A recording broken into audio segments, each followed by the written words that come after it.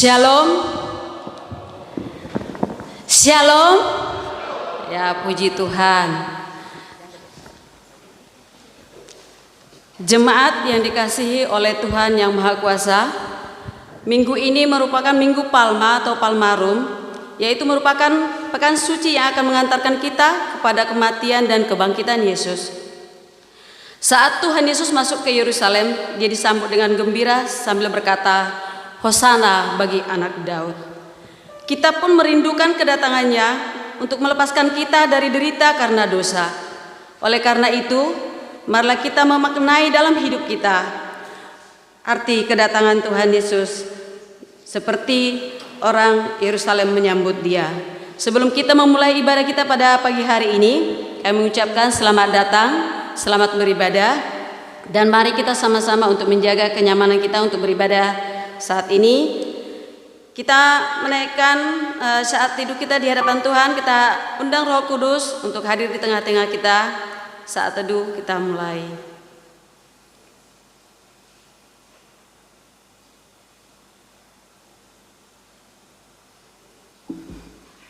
Baiklah Bapak Ibu, marilah kita memasuki kebaktian ini dengan seruan Hosana. Untuk itu jemaat terkasih, mari kita mendengar panggilan Tuhan dengan menyanyikan Kidung Jemaat dari Kidung Jemaat nomor 33, ayatnya yang pertama dan yang ketiga, Suaramu Kudengar.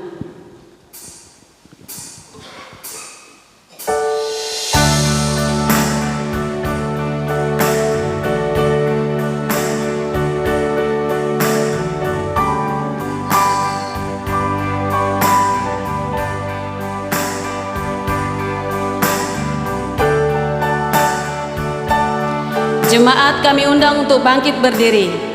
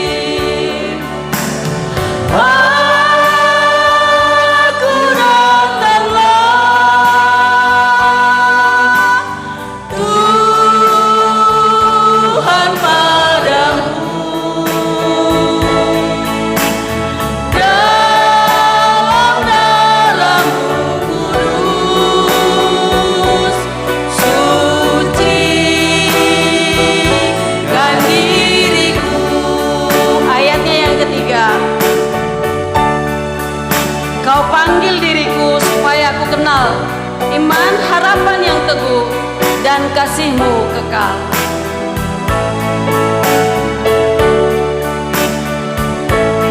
Kau panggil diriku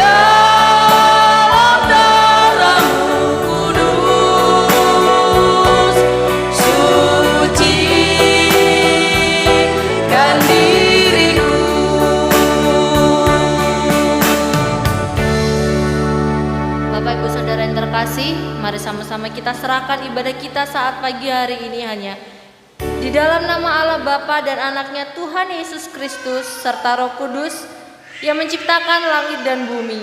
Amin. Bawalah aku berjalan dalam hadirat-Mu dan ajarlah aku, sebab Engkau Allah yang menyelamatkan aku. Engkau ku nanti-nantikan sepanjang hari. Haleluya, haleluya.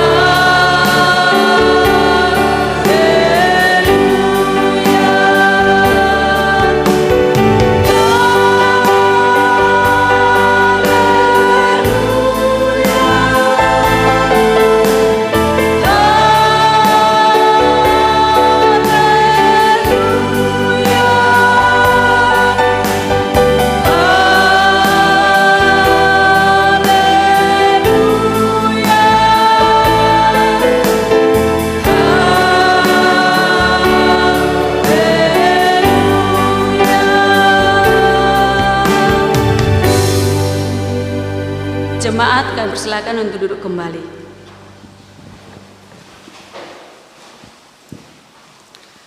Mari kita satukan hati kita, kita serahkan ibadah kita ini ke dalam tangan penyertaan Tuhan. Mari kita berdoa. Ya Tuhan, kami jemaat-Mu berkumpul di sini saat ini untuk memulai ibadah kami pada hari ini. Kami mohon supaya Engkau memberikan penyertaan pada jalannya ibadah kami. Dari awal hingga akhir, biarlah hanya nama-Mu yang dimuliakan. Tuntunlah kami dengan kekuatan daripada Roh Kudus, agar kami mampu memberikan yang terbaik untuk hormat kemuliaan nama-Mu. Berkati kami ya Tuhan, pelihara kami, jagai hati, jiwa, dan pikiran kami. Kami serahkan seluruh anak-anak Tuhan yang ikut ambil bagian dalam pelayan kali ini. Tuhan berkati kami, mampukan kami. Jangan satupun di antara kami mencuri kemuliaan Tuhan. Biarlah Engkau semakin besar dan kami semakin kecil. Kami serahkan ibadah kami ini hanya ke dalam tangan-Mu. Di dalam nama Yesus kami berdoa dan mengucap syukur. Haleluya. Amin. Baiklah jemaat-jemaat terkasih, kita akan membuka Alkitab kita. Kita akan membaca nats pembimbing kita pada minggu hari ini yang terambil dari Mazmur 103 ayatnya yang pertama sampai dengan yang keempat. Nats pembimbing kita terambil dari Mazmur 103 ayat yang pertama sampai dengan yang keempat. Saya akan membacakannya untuk kita sekalian. Demikian firman Tuhan. Dari Daud, pujilah Tuhan, hai jiwaku. Pujilah namanya yang kudus, hai segenap batinku. Pujilah Tuhan, hai jiwaku, dan janganlah lupakan segala kebaikannya. Dia yang mengampuni segala kesalahanmu, yang menyembuhkan segala penyakitmu. Dia yang menebus hidupmu dari lubang kubur, yang memahkotai engkau dengan kasih setia dan rahmat. Demikian nats pembimbing kita pada hari ini. Kemuliaan hanya bagi Tuhan. Kita akan mengangkat pujian sukacita kita. Kita akan bernyanyi dan bersorak di hadapan Tuhan. Kita akan katakan betapa baiknya Engkau Tuhan. Jemaat kami undang untuk bangkit berdiri. Sebelum kita menaikkan pujian ini, alangkah kita baiknya saling bersalam-salaman. Kita katakan betapa baiknya Tuhan dalam hidup kita.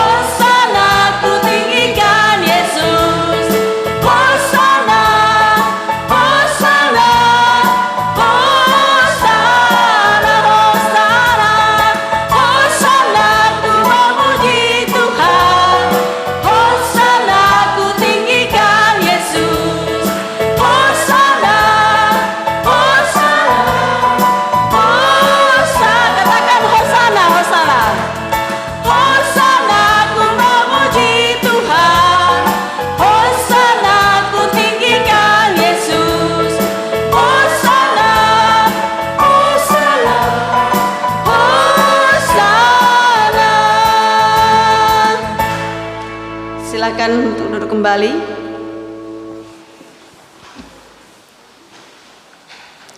Kita akan membaca hukum kasih yang terambil dari Efesus 5 ayat yang pertama sampai dengan yang kedua. Kita akan bersama-sama membacanya dengan suara yang lantang Bapak Ibu saudara terkasih. Efesus 5 ayat yang pertama sampai dengan yang kedua. 1, 2, 3. Sebab itu jadilah penurut-penurut Allah seperti anak-anak yang kekasih, dan hiduplah di dalam kasih sebagaimana Kristus Yesus juga telah mengasihi kamu dan telah menyerahkan dirinya untuk kita sebagai persembahan dan korban yang harum bagi Allah. Demikian hukum kasih yang sudah kita baca. Kita diingatkan di situ, jadilah penurut-penurut Allah seperti anak-anak yang kekasih. Karena Tuhan sudah lebih dulu mengasihi kita, kita pun seharusnya patut untuk mengasihi sesama kita, terlebih mengasihi Tuhan. Kita akan masuk dalam pujian pengampunan dosa-dosa kita. Kita nyanyikan dari NKB 83, Nun di Bukit yang Jauh.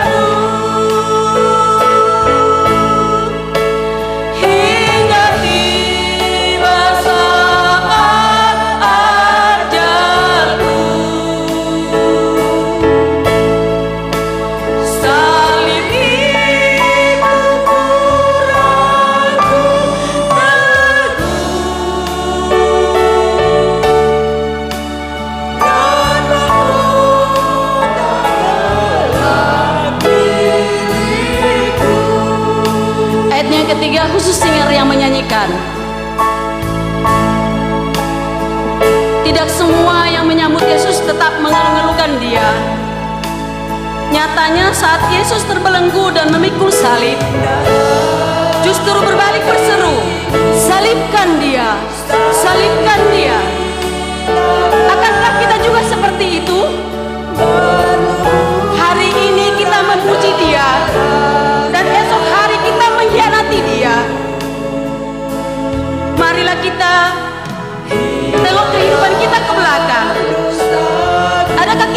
mengkhianati Dia. Mari saudara-saudaraku, renungkan apa yang telah kita perbuat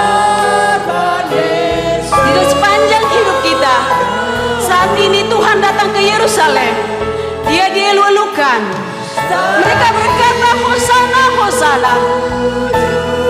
Saat ini kita masuk dalam pekan suci, minggu suci, yaitu minggu kesengsaraan Yesus sampai Dia dibangkitkan nanti.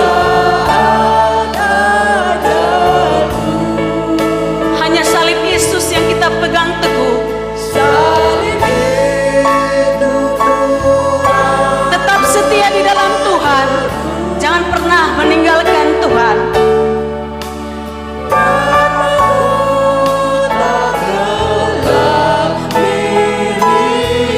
Ayatnya keempat kita bersama-sama mengatakan,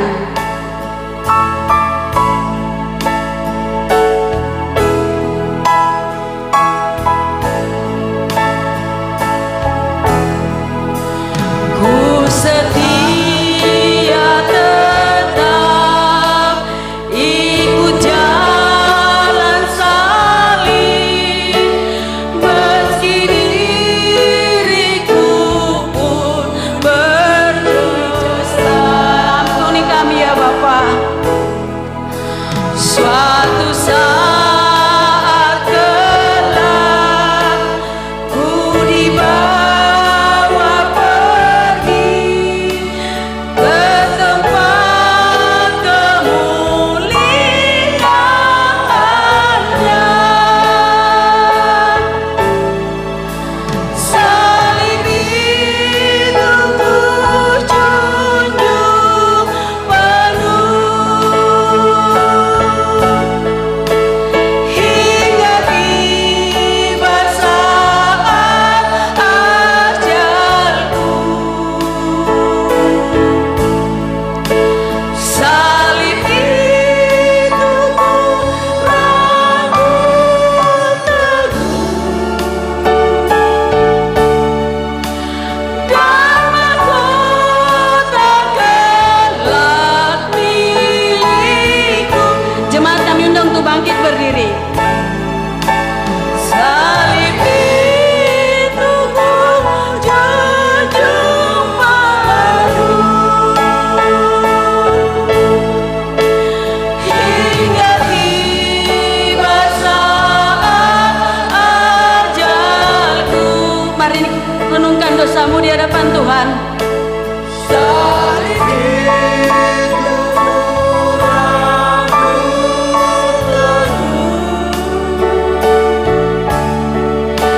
dan mahkota kelak milikku.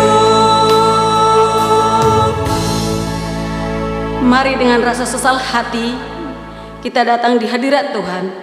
Kita mengakui segala dosa yang telah kita perbuat di sepanjang hidup kita. Ya Bapa Tuhan kami di surga, Engkau Allah yang maha kasih dan Allah yang maha benar. Berkat-Mu melimpah dan kekal selama-lamanya. Kasihanilah kami ya Tuhan. Lupakanlah segala kejahatan dan dosa kami. Kami sering berbuat dosa terhadap Engkau dan membangkitkan amarah-Mu karena kami sering melanggar hukum-Mu. Limpahkanlah kasih sayang-Mu kepada kami dan berkatilah kami dengan pertolongan-Mu ya Tuhan Allah kami, sumber sukacita kami. Ampunilah segala dosa dan pelanggaran kami di dalam anak-Mu Tuhan Yesus Juru Selamat kami. Sungguh kami bersyukur dan berterima kasih ya Tuhan. Hingga saat ini Tuhan dalam Minggu Palmarum kami mengingat kesengsaraan Tuhan. Karena begitu besar dosa yang telah kami lakukan, Engkau begitu mengasihi kami. Engkau rela mati disiksa untuk menebus dosa-dosa kami. Mari Bapak Ibu, naikkan doamu di hadapan Tuhan.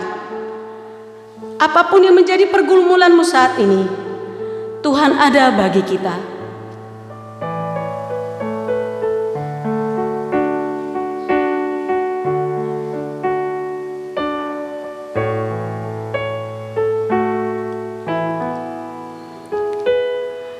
Amin. Jemaat terkasih, dengarlah janji Tuhan atas pengampunan dosa-dosa kita.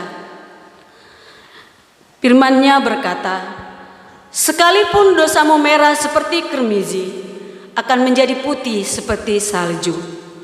Sekalipun dosamu merah seperti kain kesumba, akan menjadi putih seperti bulu domba.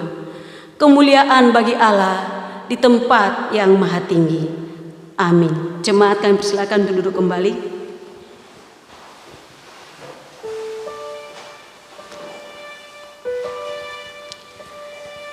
Kita akan membaca serta mendengarkan berita anugerah dan petunjuk hidup baru yang terambil dari Kolose 3 ayat yang ke-15 sampai dengan yang ke-16.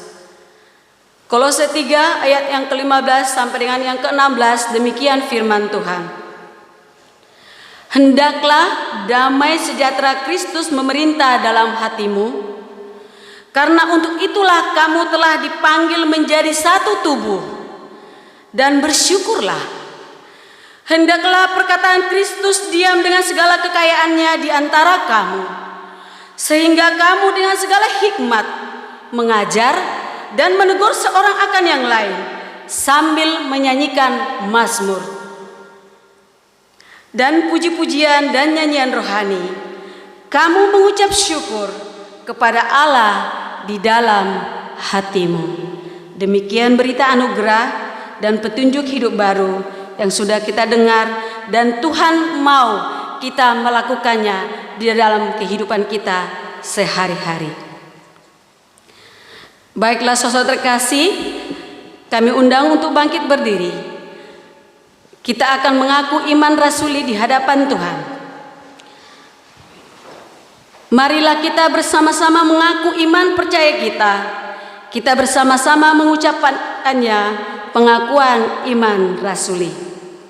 Aku percaya kepada Allah Bapa yang Maha Kuasa, langit dan bumi, dan kepada Yesus Kristus, anaknya yang tunggal Tuhan kita, yang digantung menderita disalibkan, mati dan dikuburkan, turun ke dalam kerajaan maut, pada hari yang ketiga bangkit pula dari antara orang mati, naik ke surga, duduk sebelah kanan Allah Bapa yang Maha Kuasa, untuk menghakimi orang yang hidup dan yang mati. Aku percaya kepada Roh Kudus, gereja yang kudus dan am, persekutuan orang kudus, pengampunan dosa, kebangkitan daging, dan hidup yang kekal. Jemaat, kami silakan duduk kembali. Kita akan masuk dalam penyambutan firman Tuhan. Mari kita siapkan hati, telinga, dan hidup kita untuk mendengarkan firman Tuhan, sambil kita menaikkan pujian. Firman-Mu berkata, Kau besertaku.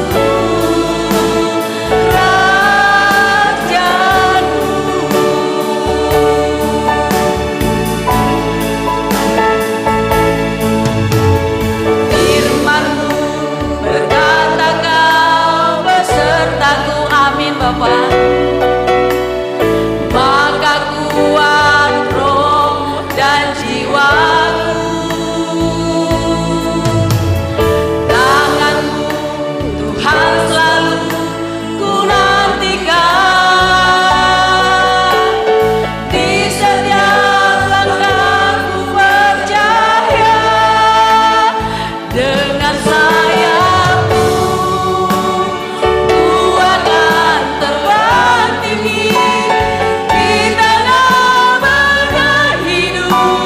Ku tak menyerah, Kau kekuatan dan perlindungan bagiku, pertolonganku di tempat maha tinggi. Ku mengangkat tanganku, aku berserah. Kau ku nantikan, Kau yang ku sembah, Yesusku, Rajaku.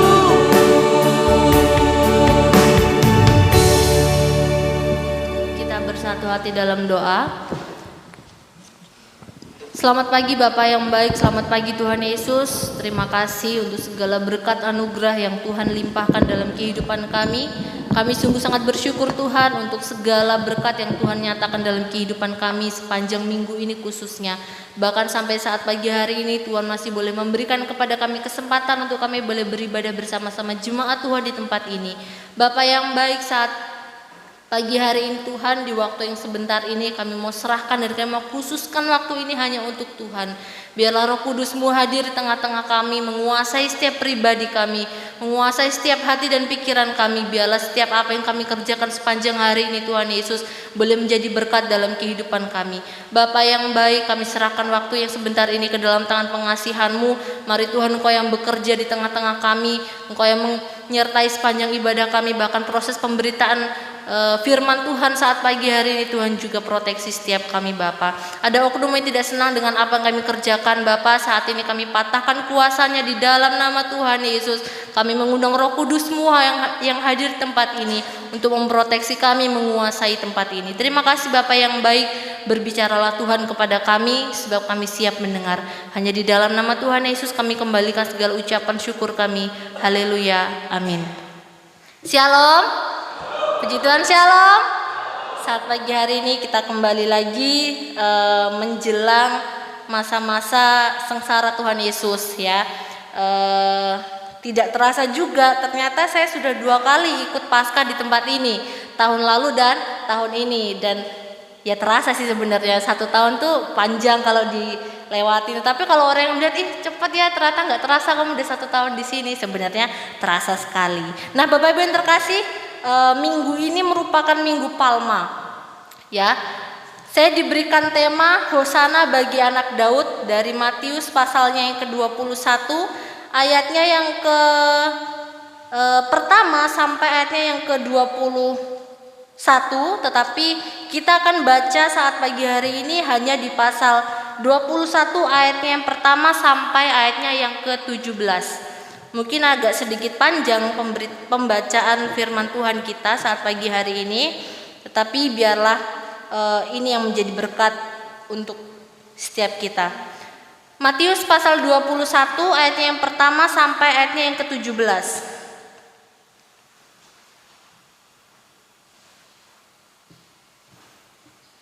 Kita akan baca ayat ini secara berganti-gantian.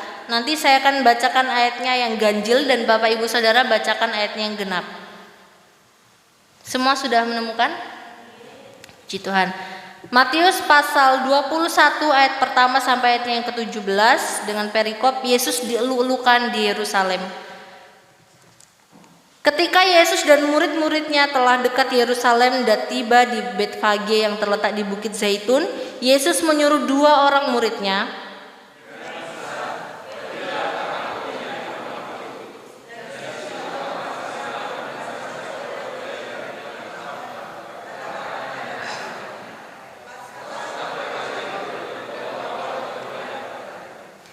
dan jikalau ada orang menegur kamu, katakanlah, Tuhan memerlukannya, Ia akan segera mengembalikannya.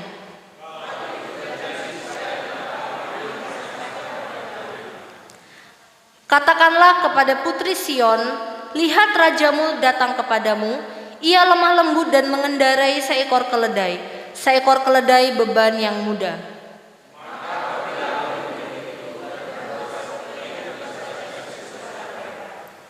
Mereka membawa keledai betina itu bersama anaknya, lalu mengalasinya dengan pakaian mereka, dan Yesus pun naik ke atasnya.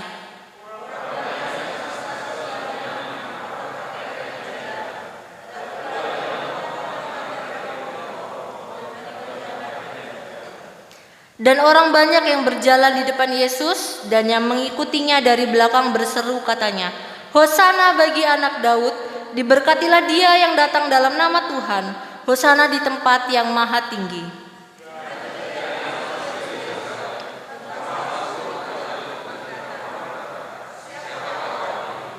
Dan orang banyak itu menyahut, "Inilah Nabi Yesus dari Nazaret di Galilea."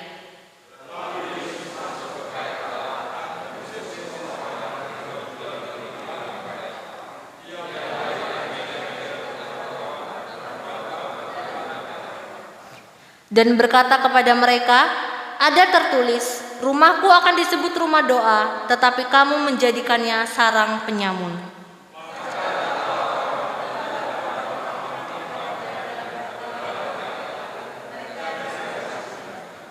Tetapi ketika imam-imam kepala dan ahli-ahli Taurat melihat mujizat-mujizat yang dibuatnya itu, dan anak-anak yang berseru dalam bait Allah, "Hosana bagi anak Daud," hati mereka sangat jengkel.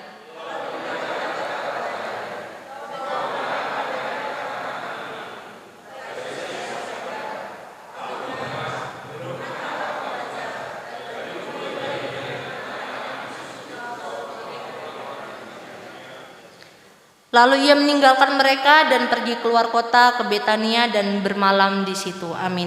Demikian jauh pembacaan kita saat pagi hari ini. Berbahagialah kita yang membaca dan melakukan firman Tuhan. Bapak Ibu yang terkasih, tadi di awal sudah dijelaskan apa itu Minggu Palma. Ya, kita mengenang di mana Tuhan Yesus mulai masuk ke kota Yerusalem, yang artinya bahwa ini perjalanan Tuhan Yesus menuju kepada masa-masa sengsara sampai pada masa kematiannya. Nah, kenapa dikatakan dengan Minggu Palma?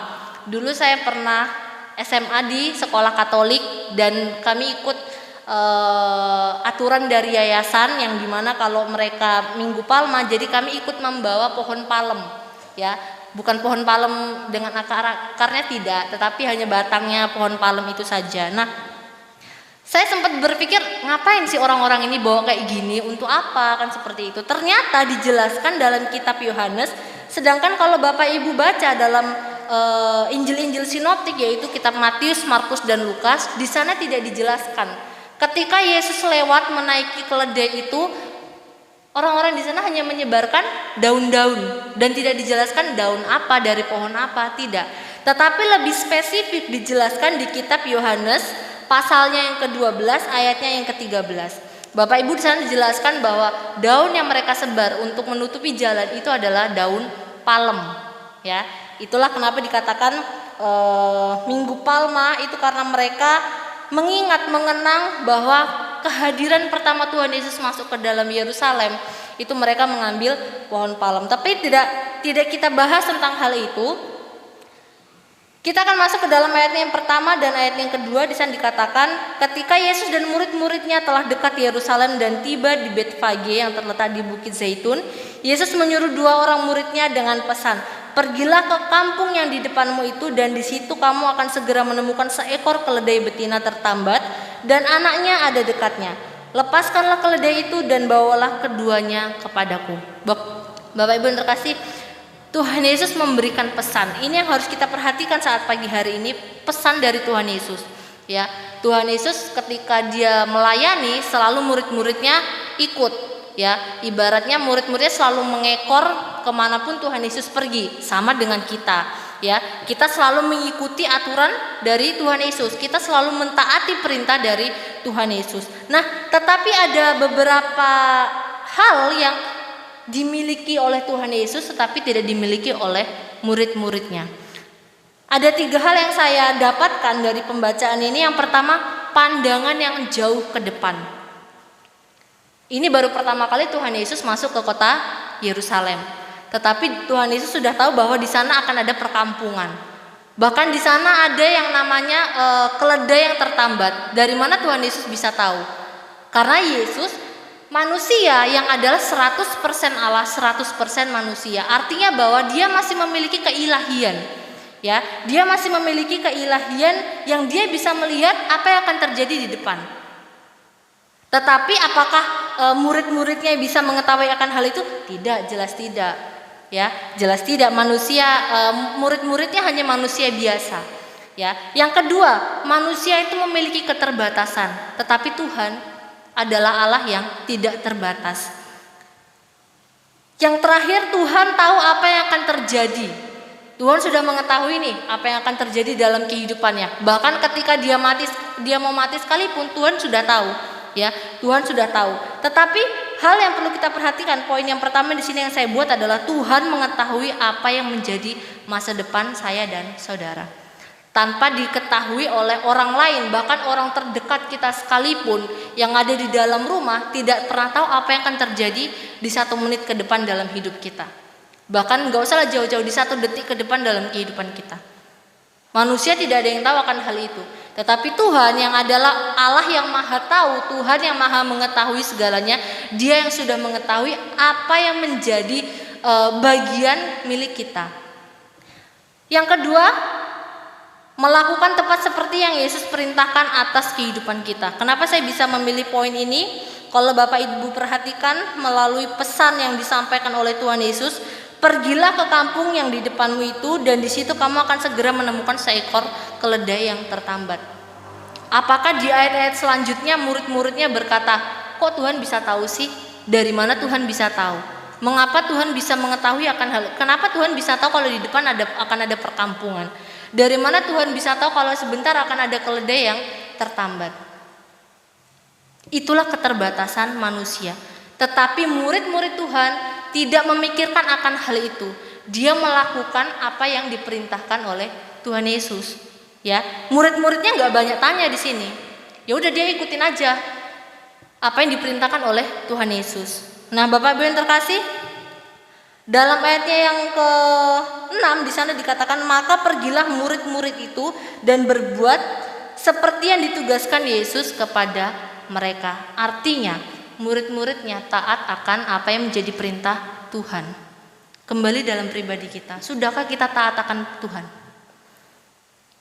Taat 4 huruf yang kalau dibolak-balik tetap aja pembacaannya taat.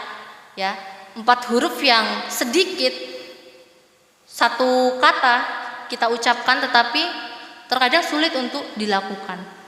Ya, tetapi di sini murid-muridnya kembali diajarkan bahwa ketaatan daripada murid-murid Yesus itu harus menjadi ketaatan kita juga. Karena kita adalah murid-murid Tuhan Yesus. Bahkan lebih daripada murid, kita adalah anak. Kenapa saya setiap kali saya berdoa, kadang saya selalu, bukan kadang, lebih sering saya menyebutkan Bapa. Ya, Bapa berkatilah, Bapa berkatilah. Karena saya lebih merasa bahwa saya ini anak Tuhan dan Tuhan adalah Bapak saya, seperti itu. Nah, Bapak Ibu yang terkasih, kalau kita perhatikan di sini juga, ya, posisi kita ini adalah seperti seekor keledai. Ya, posisi kita ini saat ini adalah seekor keledai. Di mana Tuhan Yesus pada waktu dia masuk ke kota Yerusalem, dia menaiki seekor keledai. Sebagai apa? Sebagai sarana perjalanan pelayanan Tuhan Yesus. Kita ini loh, seekor keledai. Kita ini adalah sarana Tuhan. Kita ini adalah alat yang dipakai Tuhan untuk apa? Untuk menyampaikan kabar baik. Melalui apa? Melalui kesaksian hidup kita. Dalam ayat yang ke-9 di sana dikatakan, dan orang banyak yang berjalan di depan Yesus dan yang mengikutinya dari belakang berseru katanya, Hosana bagi anak Daud. Diberkatilah dia yang datang dalam nama Tuhan, Hosana di tempat yang maha tinggi. Mereka mengagung-agungkan nama Tuhan. Ya, orang-orang di Yerusalem meninggikan nama Tuhan. Ibaratnya mereka memuliakan nama Tuhan. Ya, mereka sebelumnya mungkin mereka tidak tahu siapa sesungguhnya Tuhan Yesus ini, tetapi mereka sudah percaya.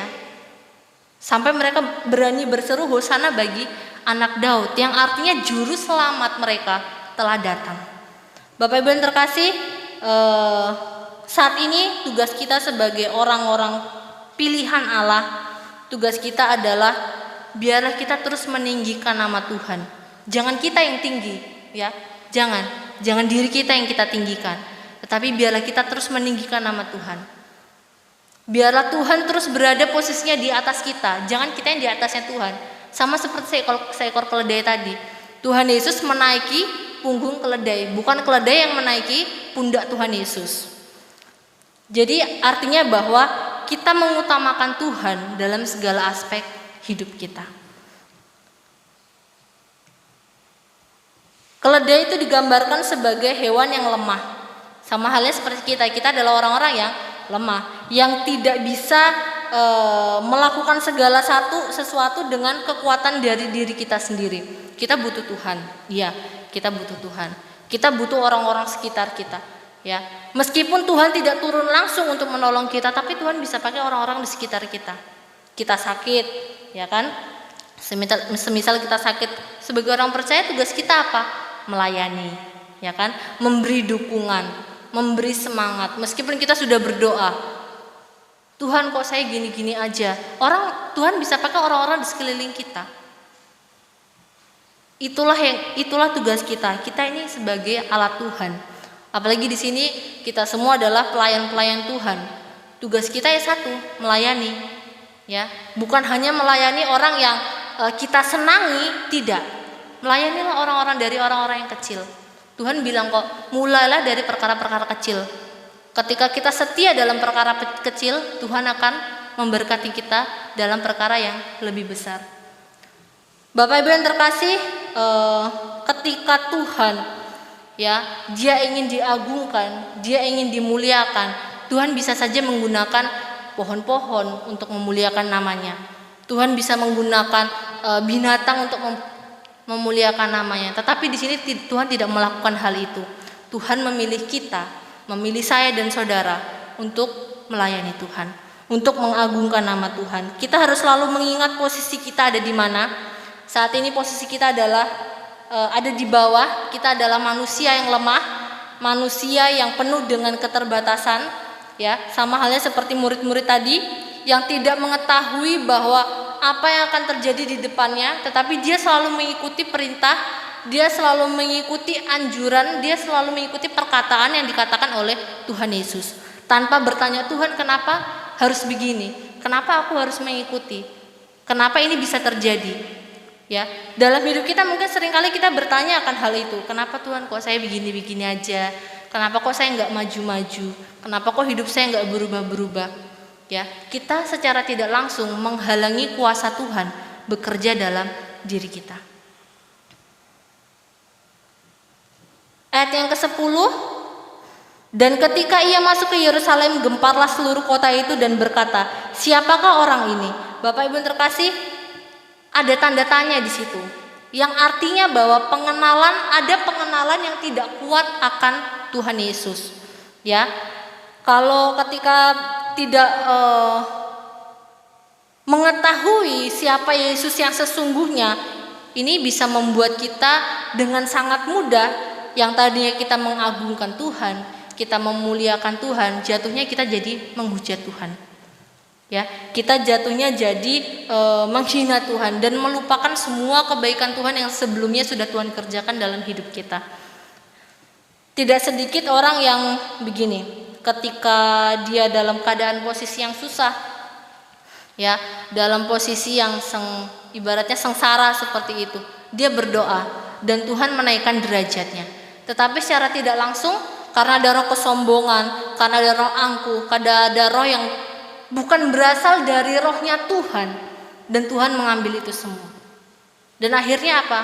Kenapa Tuhan kok begini? Dan akhirnya ada pikiran-pikiran untuk melupakan Tuhan, ya, meninggalkan pekerjaan Tuhan, bahkan sampai melupakan Tuhan. Artinya bahwa menjauhi persekutuan-persekutuan.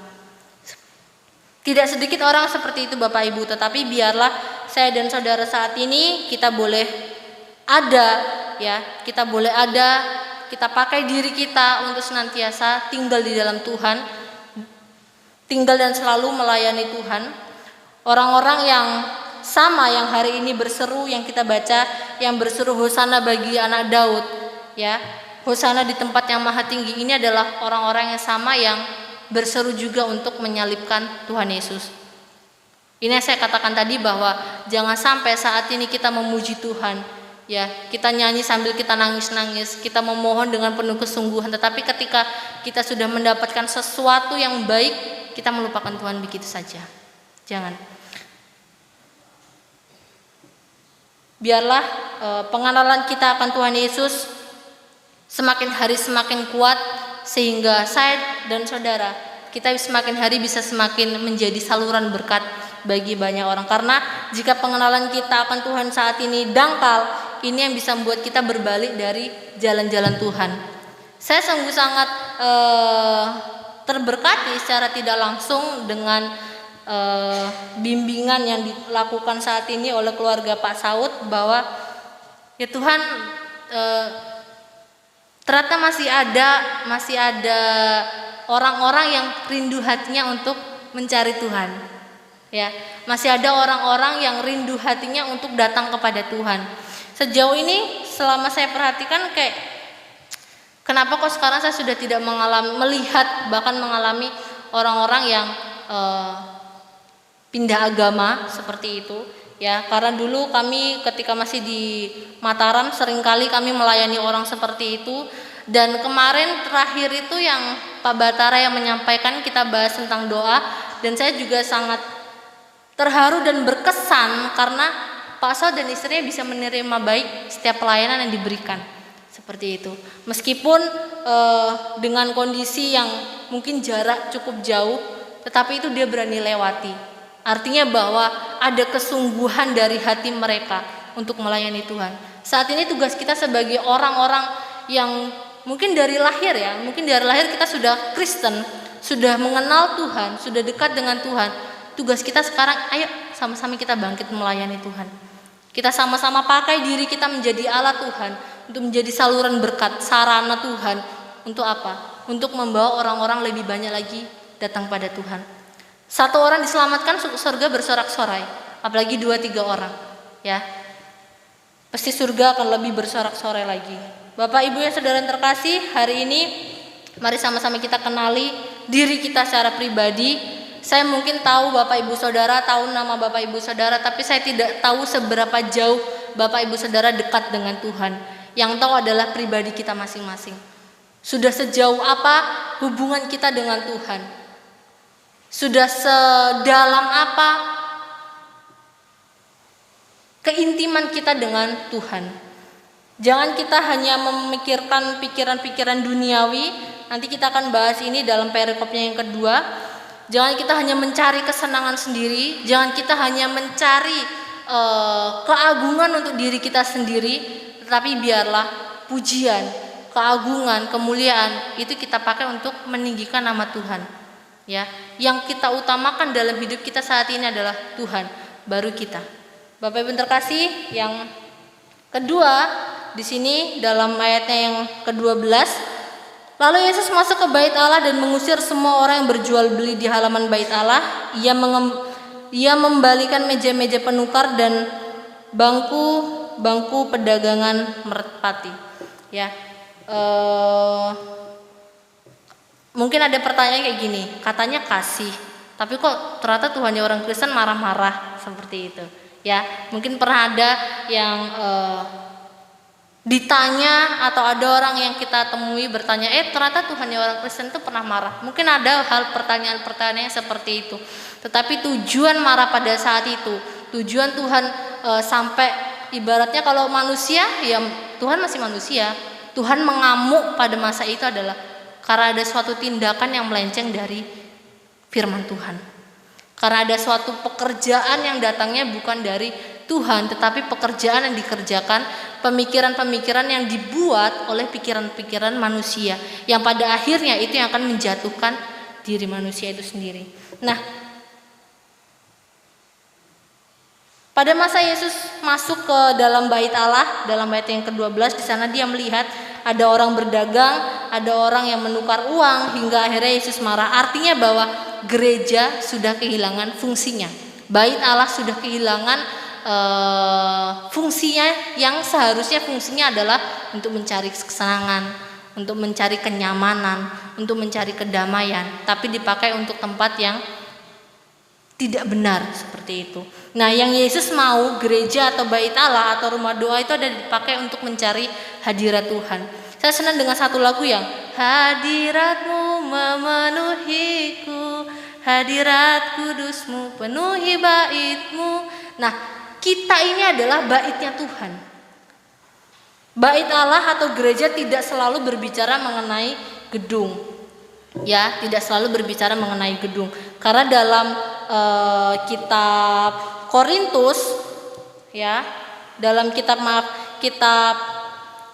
Korintus di sana dijelaskan bahwa kita ini adalah baitnya Tuhan, yang dimana saya dan saudara ini adalah rumah doanya Tuhan. Yang kalau Tuhan Yesus bisa marah, artinya bahwa Tuhan Yesus mau tempat ibadahnya itu menjadi bersih, menjadi tempat ibadah yang suci, tempat ibadah yang tidak ada noda seperti itu. Ya, makanya dia membersihkan sampai dia membalikkan meja-meja dan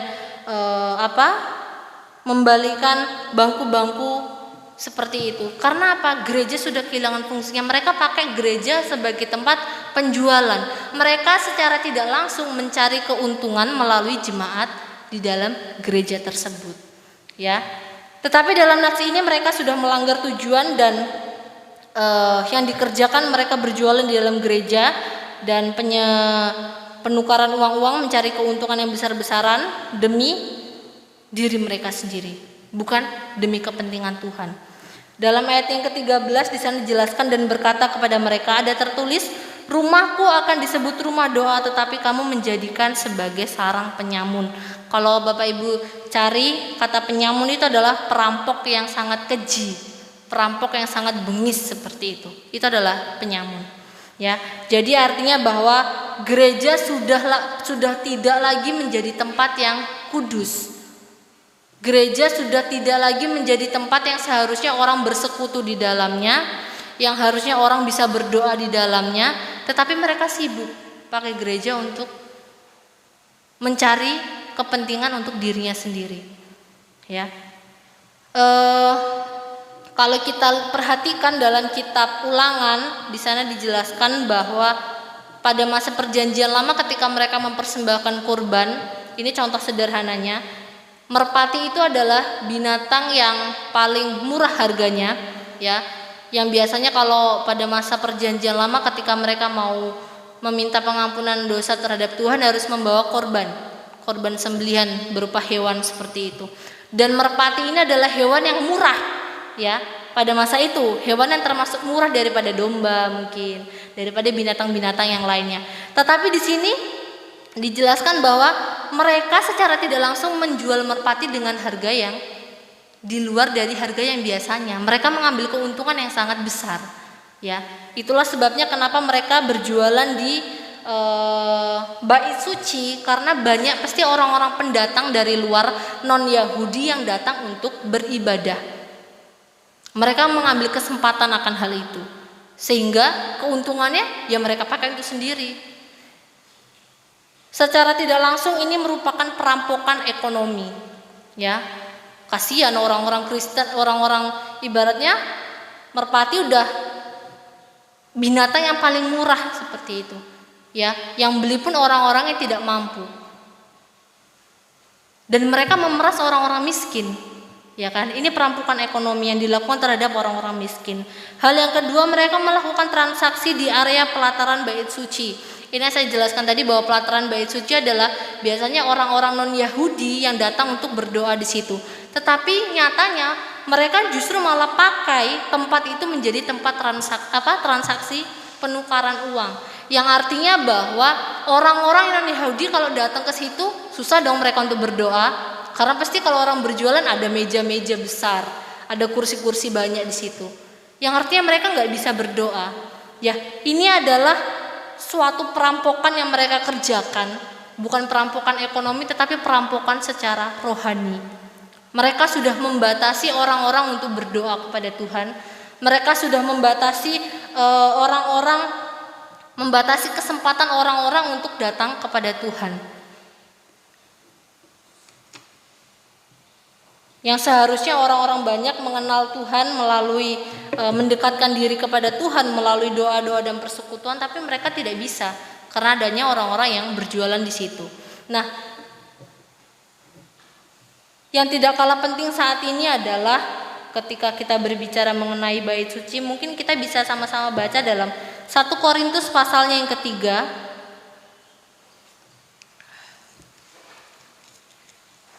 1 Korintus pasalnya yang ketiga ayat yang ke-16 sampai ayat yang ke-17.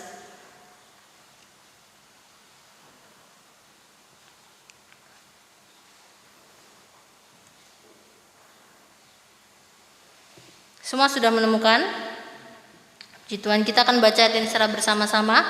1, 2, 3. Tidak tahukah kamu bahwa kamu adalah bait Allah dan bahwa Roh Allah diam di dalam kamu? Jika ada orang yang membinasakan bait Allah, maka Allah akan membinasakan dia.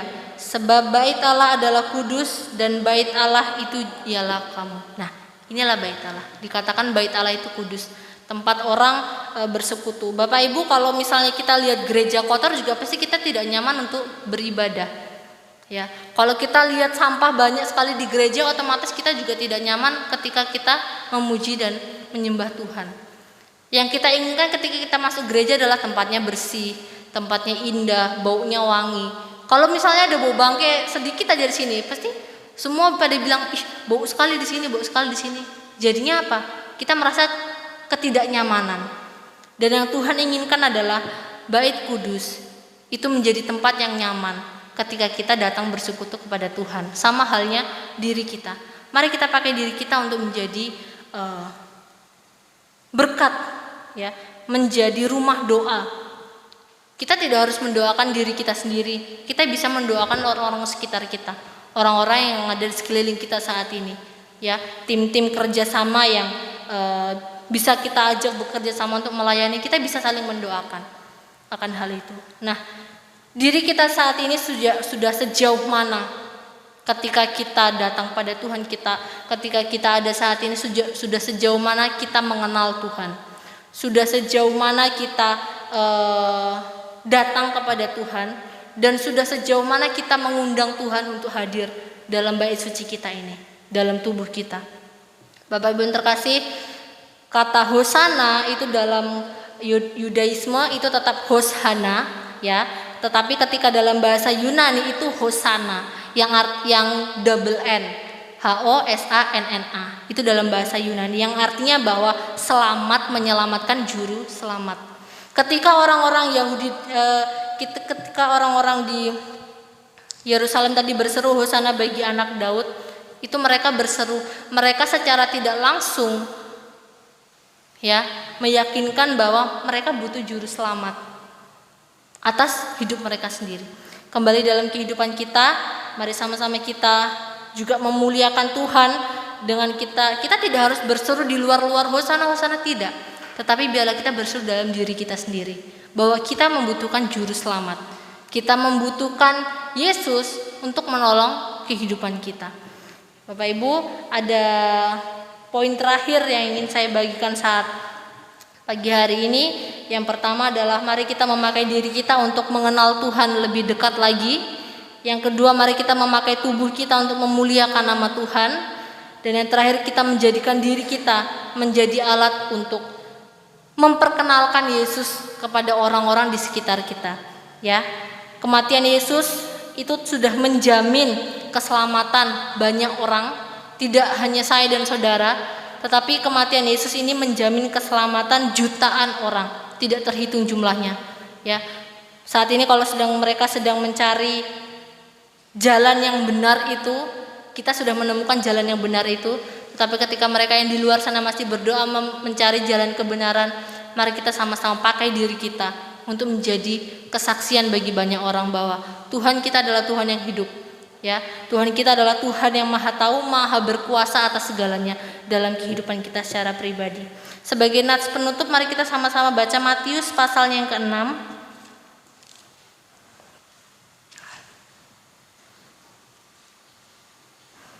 Matius pasal yang ke-6 ayatnya yang ke-33.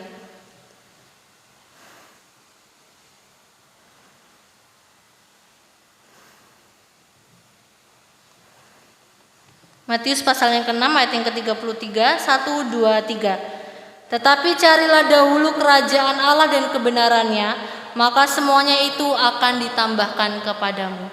Ya, orang-orang yang sudah diceritakan dalam firman Tuhan, mereka berjualan untuk mencari apa? Mencari kekayaan dunia. Tetapi firman Tuhan mengajarkan kepada kita, ketika kita mencari Tuhan lebih dulu, semuanya akan ditambahkan kepada kita. Bukan hanya satu atau dua, tetapi semua. Banyak hal yang akan Tuhan tambahkan dalam hidup kita. Amin firman Tuhan saat pagi hari ini. Mari sama-sama kita berdoa.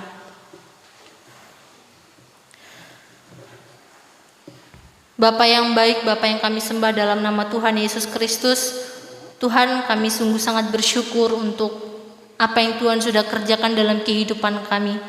Bapa, ampuni setiap kami ketika kami lalai dalam mendengarkan pemberitaan firman Tuhan saat pagi hari ini. Ampuni kami jikalau kami tidak bersungguh-sungguh dalam mendengarkan apa yang menjadi kerinduan Tuhan bagi kehidupan kami. Ajari kami juga Tuhan Yesus untuk kami boleh tetap setia di dalam Tuhan. Ampuni jikalau saat ini kami seringkali melukai hati sesama kami, seringkali kami melukai hati Tuhan. Tapi kami percaya Tuhan Yesus, pengampunan yang sempurna yang Tuhan sediakan dalam kehidupan kami. Bapa yang baik, kami pertaruhkan semuanya ke dalam tangan pengasihan Tuhan. Jadikan kami sebagai alat-alat-Mu Tuhan Yesus. Jadikan kami sebagai sarana di mana kami rindu untuk kami boleh terus melayani Tuhan dengan penuh kesetiaan kehidupan kami. Ajari kami Tuhan Yesus untuk selalu menghormati Tuhan dan mendahulukan Tuhan dalam segala aspek kehidupan kami. Kami tahu Bapa, kalau Tuhan Kau selalu hadir tengah-tengah kami, memberkati setiap kehidupan kami, memberkati setiap rumah tangga kami, memberkati setiap anak-anak kami. Kami percaya Tuhan Yesus, kalau kuasa-Mu jauh lebih besar daripada kuasa yang ada di dunia ini. Kami percaya juga kalau perkara yang Tuhan kerjakan dalam kehidupan kami adalah perkara yang jauh sempurna dari pikiran-pikiran yang ada dalam pikiran kami saat ini Tuhan. Biarlah Roh Kudus-Mu yang terus bekerja dalam kehidupan kami, memampukan kami untuk kami boleh terus setia dalam melakukan firman-Mu. Bapa yang baik, kami percaya Tuhan, kalau saat ini ketika kami sudah sungguh-sungguh datang kepada Tuhan, kami yang sakit akan disembuhkan, kami yang lemah akan Tuhan berikan kekuatan, kami yang saat ini sudah berduka cita, Tuhan akan berikan kepada kami penghiburan yang luar biasa. Terima kasih Tuhan untuk segala kuasa yang Tuhan sudah berikan kepada kami. Terima kasih untuk segala berkat yang Tuhan limpahkan dalam kehidupan kami. Biarlah hidup kami boleh Tuhan dapati tetap setia ketika Tuhan datang kedua kalinya. Kami kembalikan segala ucapan syukur kami. Hanya di dalam nama Tuhan Yesus kami sudah berdoa. Haleluya. Amin. Terima kasih untuk firman Tuhan yang sudah kita dengar. Saatnya kita akan mendengar persembahan pujian dari jemaat Tuhan. Untuk lagu yang sudah dibagikan, khususnya kaum orang Batak, kami silakan untuk maju ke depan. Saya cerita sedikit ya. Ini lagu ini kemarin pas saat kita latihan, hujan deras. Jadi kita bingung, kita yuk latihan lagu-lagu pujian yuk, lagu Batak. Nah, muncullah ini. Kita mengenang di sini berarti Nagu Malusang Aka Laut. Mengikut Tuhan itu enggak gampang Bapak Ibu. Mengikut Tuhan itu enggak gampang. Tapi Tuhan berkata, di dalam setiap cobaan yang kita hadapi, penyertaan Tuhan dan pertolongan Tuhan sungguh sempurna. Itu inti dari lagu yang akan kita nyanyikan. Untuk itu kami undang saudara terkasih untuk maju ke depan untuk kita mempersembahkan pujian Nagu Malusang Aka Laut.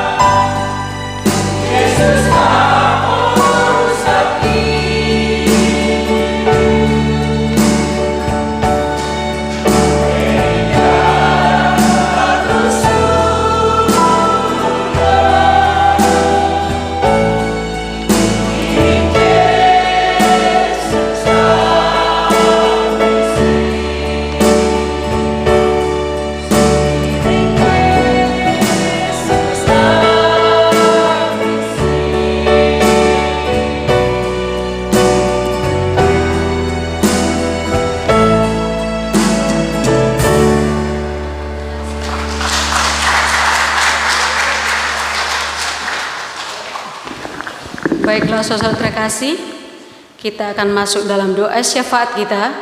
Sebelumnya kita naikkan pujian kita katakan, terlalu besar kasih-Mu Bapa.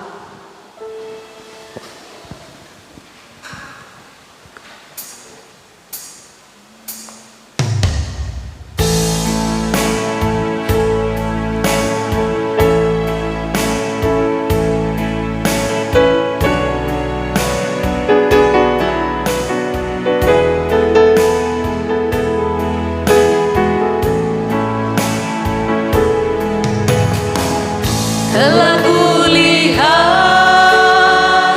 bukti kasih-Mu, Kau menderita gantikanku. Dengan darah-Mu Kau selamatkanku, kini ku hidup menyenangkan-Mu.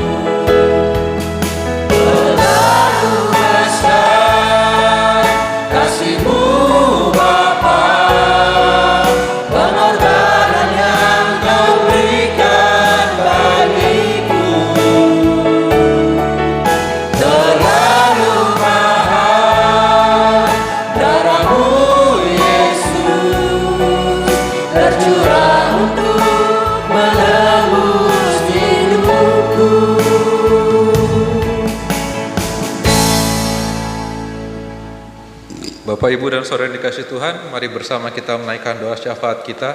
Mari kita berdoa. Tuhan Allah kami yang bertata dalam kerajaan sorga yang mulia, terima kasih Bapa, di pagi hari ini kami mengucap syukur atas penyertaan-Mu. Sampai dengan pagi hari ini kami boleh berada di sini untuk memuji dan memuliakan nama-Mu. Ya Bapa, sebentar kami akan menaikkan doa syafaat kami. Kami hendak berdoa untuk bangsa dan negara kami Bapa, yang saat ini masih dalam masa pemulihan, baik dari bencana yang telah terjadi, baik itu banjir, gempa bumi yang terjadi di berbagai wilayah. Kiranya Tuhan jamah Engkau pulihkan, biarlah bangsa kami ini boleh pulih seperti sedia kala. Berkati juga Bapa bangsa dan negara kami atas berbagai macam konflik yang terjadi, baik itu konflik atas perbedaan sosial, perbedaan suku, perbedaan agama. Kiranya Engkau berkati, Engkau jamah bangsa dan negara kami Bapa, supaya negara kami boleh menjadi negara yang makmur, negara yang nyaman untuk kami semua boleh tinggal dan boleh menjadi tempat untuk menerima berkat-Mu. Ya Bapa, tidak lupa juga kami hendak berdoa Bapa untuk Sugar Group Companies, tempat di mana kami tinggal, tempat di mana kami bekerja. Kiranya Engkau berikan berkat-Mu Bapa, baik kepada petinggi-petinggi perusahaan ini, baik kepada para pemimpinnya maupun kepada karyawannya Bapa. Berkatilah para pemimpin perusahaan ini, berikanlah hikmat pada mereka dalam memimpin perusahaan ini. Berkati pula para karyawan yang bekerja di sini Bapa, Engkau berikan berkat rezeki, berkat kesehatan, berkat perlindungan, sehingga semuanya boleh mendapatkan berkat yang asal daripada-Mu saja. Bapa, kami juga hendak berdoa untuk gereja-gereja yang ada di Indonesia Bapa, karena di balik kenyamanan kami beribadah di tempat ini, kami menyadari bahwa banyak saudara-saudara kami yang masih harus berjuang untuk beribadah. Kiranya Engkau berkati mereka Bapa, Engkau mampukan mereka, Engkau kuatkan mereka, sehingga penolakan, diskriminasi ataupun tekanan yang mereka hadapi, mereka tetap menaruh pengharapannya kepada-Mu. Demikian juga gereja-gereja yang lainnya Bapa yang boleh beribadah dalam keadaan segala baik. Engkau berkati mereka, Engkau berkati gereja-gerejamu ini, sehingga gereja-gerejamu ini boleh menjadi alatmu dalam memperluaskan kabar keselamatan yang asalnya hanya daripada-Mu saja. Bapa, kami juga hendak berdoa untuk yayasan-yayasan Kristen, organisasi-organisasi Kristen, baik itu sekolah, rumah sakit, panti asuhan, panti sosial, dan lembaga-lembaga lainnya Bapa. Kini Engkau berkati, Engkau mampukan mereka menjadi saluran berkat-Mu untuk menjamah orang-orang di luar sana yang belum mendapatkan berkat-Mu. Ya Bapak, kami juga hendak berdoa untuk PAUG GPM, tempat di mana kami tinggal, tempat di mana kami beribadah Bapak. Karena di bulan ini PAUG GPM sudah memiliki rencana untuk ibadah Jumat Agung, ibadah Paskah, dan juga ulang tahun PAUG. Kiranya Engkau berkati orang-orang mengambil bagian dalam kegiatan-kegiatan ini. Engkau berkati orang mengambil bagian dalam pelayanan ini, sehingga semuanya boleh mendapatkan pertolongan Tuhan. Tuhan mampukan supaya semuanya ini boleh menjadi alat untuk kemuliaan nama Tuhan saja. Ya Tuhan, kami juga hendak berdoa Tuhan untuk jemaat PAUG GPM, untuk pembimbingan keluarga Bapak Saud dan Ibu Nurul. Kiranya Engkau berkati, Engkau berkati mereka Bapak, Engkau berkati keluarga ini, Engkau berkati orang-orang yang membimbing, supaya keluarga ini Bapak boleh mendapatkan berkat dari Tuhan dan boleh menjadi garam dan terang bagi masyarakat di sekitarnya. Bapak, kami juga hendak berdoa untuk anak-anak sekolah, baik itu pada tingkatan yang paling dasar, yaitu TK, SD, SMP, SMA, hingga perguruan tinggi. Kiranya Tuhan mampukan anak-anak kami, Tuhan mampukan adik-adik kami, Tuhan mampukan mereka semua dalam bersekolah, Tuhan mampukan mereka dalam menerima pelajaran, sehingga mereka boleh mendapatkan hasil yang baik dan bisa membanggakan orang tuanya. Kami juga hendak berdoa untuk ibu yang sedang hamil, Ibu Dinayanti. Kiranya Tuhan tolong, Tuhan jaga, hingga sampai dengan persalinannya nanti dalam keadaan segala baik. Ya Bapak, kami juga hendak berdoa untuk jemaat yang sakit, Ibu Widiawati. Kami percaya bahwa obat apapun yang dikonsumsi, alat medis apapun yang digunakan, kami percaya bahwa kesembuhan asalnya hanya daripada Tuhan. Tuhan, kiranya Engkau jamah jemaat kami ini, Engkau jamah saudara kami ini, sehingga ia boleh mendapatkan berkat kesehatan yang asalnya hanya daripada Tuhan. Ya Tuhan, kami juga hendak berdoa untuk pemulihan ibunda dari Bapak Oslan, pemulihan Bapak Budi, pemulihan Ibu Jahni, dan juga pemulihan Bapak Adimon Gultom. Ya Tuhan, kami serahkan mereka ke dalam tangan-Mu, Engkau jamah, Engkau berkati, sehingga mereka boleh pulih lagi seperti sedia kala. Ya Bapak, tidak lupa juga kami hendak berdoa untuk para lansia Bapak, yang di masa tuanya ini mungkin mereka masih bergumul dengan masalah kesehatan, mereka masih bergumul dengan berbagai masalah lainnya. Kiranya Tuhan jamah, Tuhan berkati mereka, Tuhan berikan berkat kesehatan bagi para lansia ini, bagi para orang tua kami ini, sehingga di masa tuanya mereka masih boleh mendapatkan berkat kesehatan dan sukacita yang asalnya hanya daripada Tuhan saja. Ya Bapa, doa yang jauh dari sempurna ini kami imani dalam nama Tuhan Yesus yang telah mengajarkan kami berdoa bersama. Bapa kami yang ada di sorga, dikuduskanlah nama-Mu, datanglah kerajaan-Mu, jadilah kehendak-Mu di bumi seperti di sorga. Berikanlah kami pada hari ini makanan kami yang secukupnya, dan ampunilah kami akan kesalahan kami, seperti kami juga mengampuni orang yang bersalah pada kami. Dan janganlah membawa kami ke dalam cobaan, tapi lepaskanlah kami daripada yang jahat. Karena Engkau yang punya kerajaan dan kuasa dan kemuliaan sampai selama-lamanya. Amin.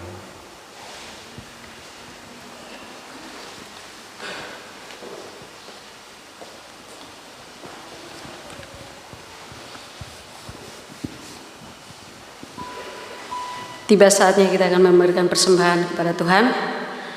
Tuhan selalu memelihara hidup kita.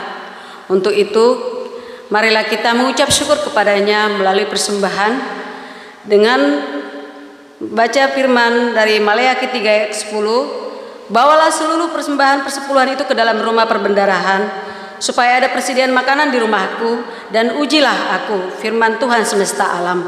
Apakah aku tidak membukakan bagimu tingkap-tingkap langit dan mencurahkan berkat kepadamu sampai berkelimpahan. Sambil kita memberikan persembahan ke depan, kita angkat pujian kita dari Kidung Jemaat 287A, Sekarang Bersyukur.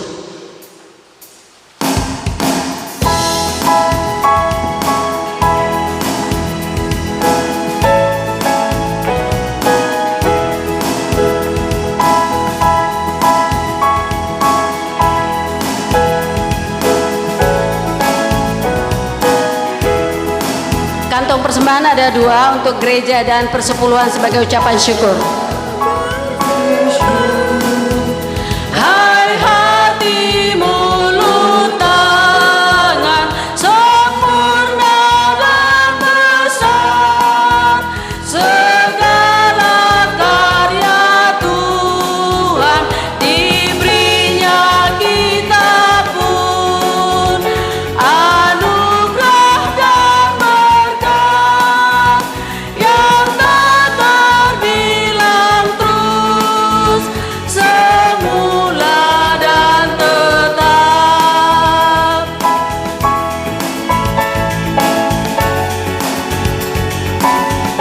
Ayatnya yang kedua.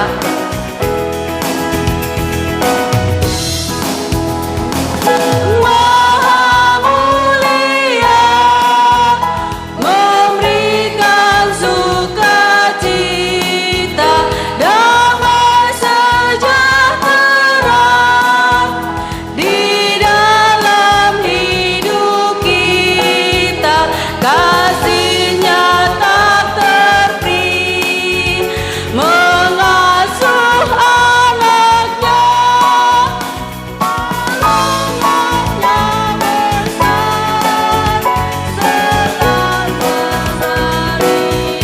Ayatnya yang ketiga. Jemaat kami undang untuk bangkit berdiri.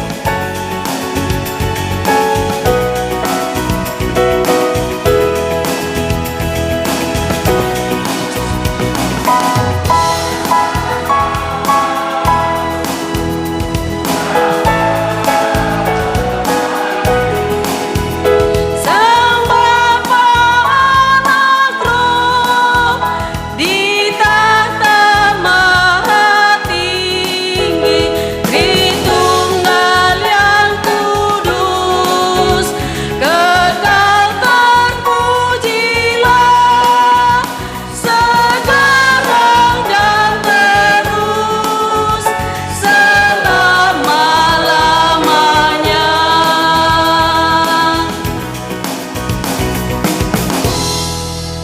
Mari kita serahkan persembahan yang sudah kita kumpulkan kepada Tuhan.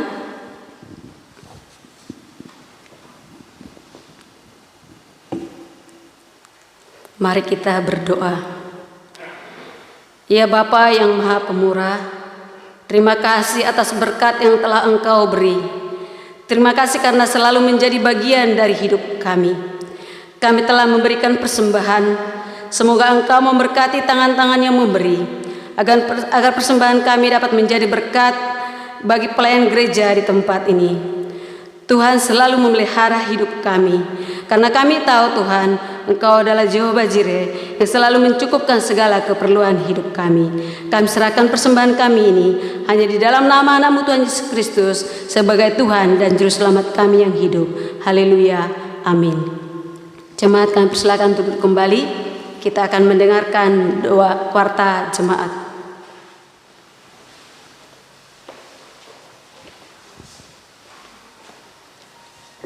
Shalom Bapak Ibu. Baik, warta jemaat untuk Minggu tanggal 2 April ini. Yang pertama, Bapak Ibu bisa dilihat dalam pengumuman bahwa persembahan hari ini diadakan 2 kali untuk kas gereja dan perpuluhan.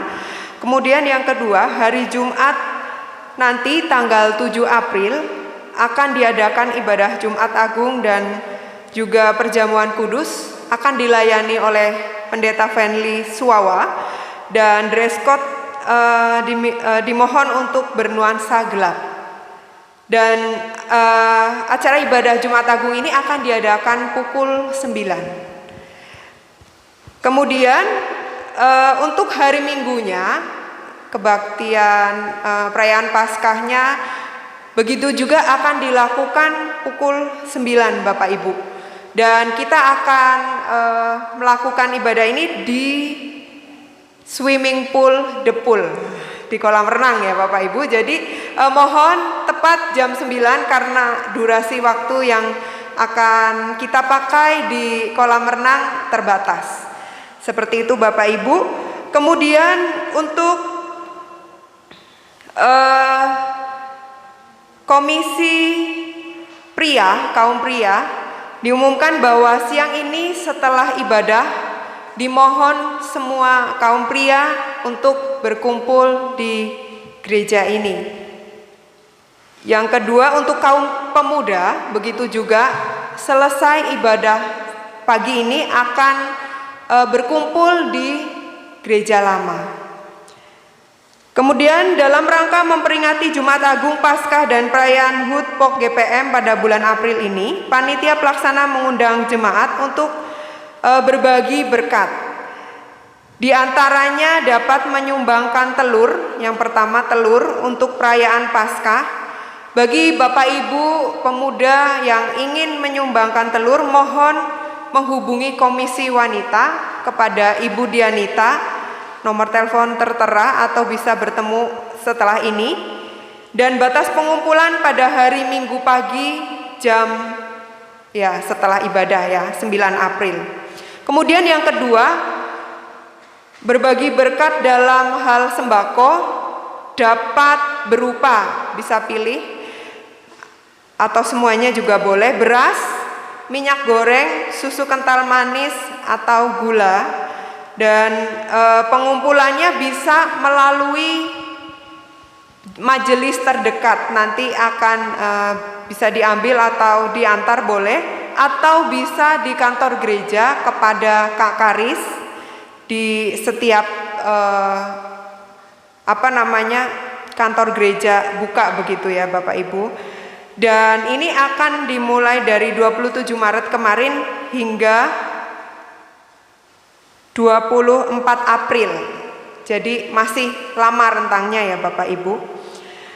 Kemudian Majelis POK GPM mengucapkan selamat ulang tahun kepada jemaat yang telah berulang tahun di minggu ini. Kiranya Tuhan Yesus memberkati.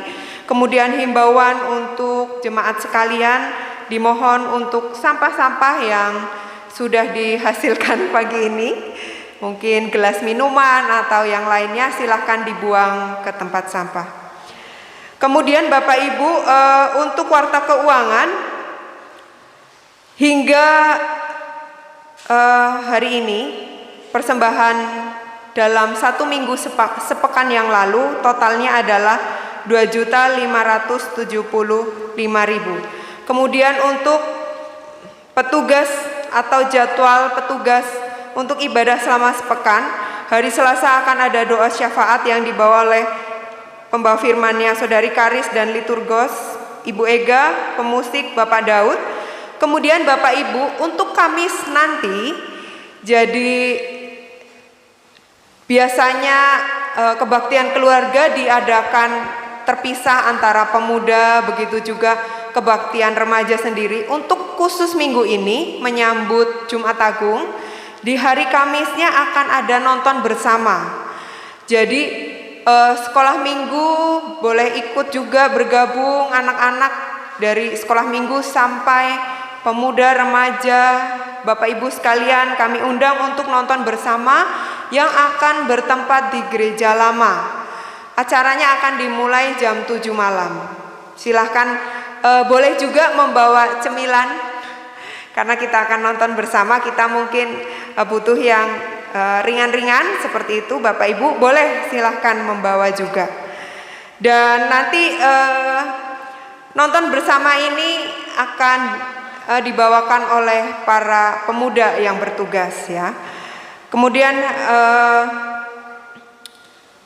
untuk pelayan hari Jumat Agung, pembawa firman-Nya Bapak Pendeta Fenli, iman dan doa syafaatnya Pak Penetua Charles Mangunsong, liturgosnya Diaken Ega, pemusiknya Penetua Daud Sulaksono, dan warta jemaat Diaken Selvi. Itu saja Bapak Ibu, terima kasih untuk perhatiannya. Jangan lupa event terdekat hari Kamis, selamat datang, ajak semua keluarga untuk nonton bareng. Terima kasih, selamat hari Minggu.